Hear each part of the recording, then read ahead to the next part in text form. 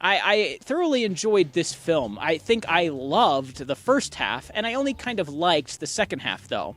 The second half takes a bit of a downturn in what I enjoyed about it, which was the character dynamics between William Shatner's Captain Kirk and the crew. He comes on the ship as an admiral. He's not driven around in space for years at this point, so he wants to captain the Enterprise again. He's longing to captain the Enterprise, and he manages to secure captaincy of the ship over the captain at the time.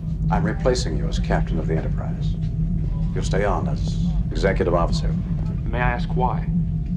My experience. 5 years out there dealing with unknowns like this.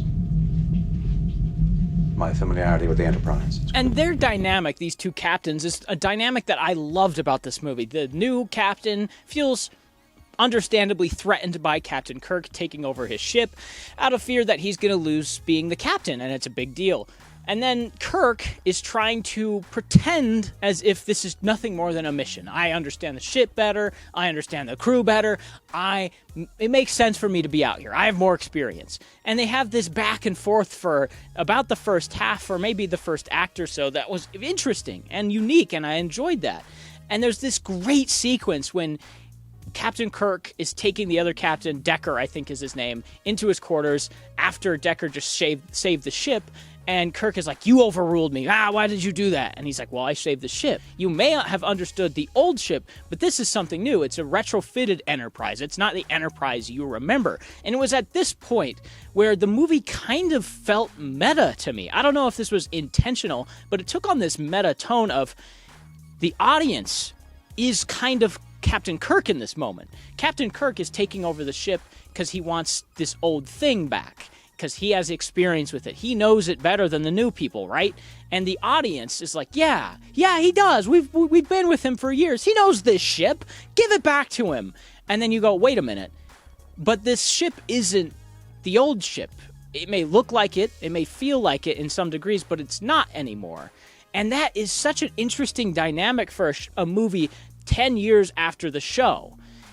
That's why it feels meta to me, because it takes place so long afterwards. It's a new Enterprise. It's a new look at the Enterprise with the old cast. But the old cast, in the movie at least, doesn't really want to be there. At least some of them don't.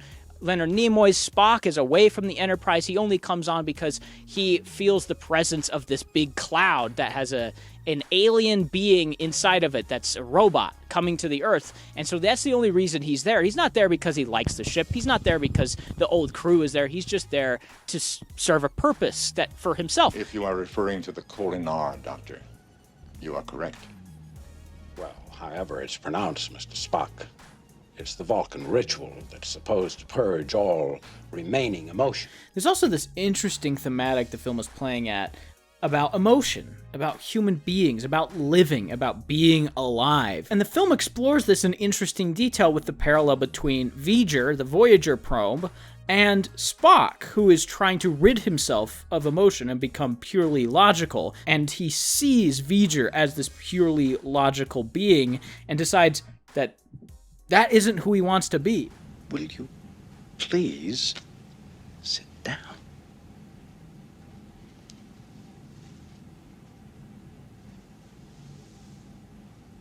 And then Bones, the doctor, comes on the ship, not because he wants to be there either. In fact, he actively doesn't, and Kirk is like, I need you. They drafted me. They didn't. This was your idea. Damn it, Bones. I need you. Badly. And again, it feels like the audience grabbing onto these old characters and saying, we need them in the new thing. This new Enterprise isn't the Enterprise without the old people, and we need them in this, however much they don't want to be in this. And I found that so interesting. And every time the characters talked to each other, I was on the edge of my seat thinking, man, how are they going to work their way into this? How are they going to come together and fight this big cloud? And I wanted more out of that. But it kind of gets put to rest pretty early. Though, we should talk about Shatner, because Shatner's great. I think he carries this movie, not just because it feels meta for the audience, not just because he's a character who is trying to undo his learned expectations from the old Enterprise for the new Enterprise, similar to how the audience is feeling. But he delivers such a great performance here. I thoroughly enjoyed it. From a person who just views William Shatner as over-the-top actor man.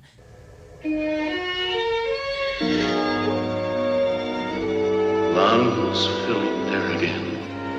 I thoroughly enjoyed how somber he plays this. It's subtle. It's like he's actually wrestling with himself. I also enjoyed the dynamic between Decker and this girl who says she's celibate.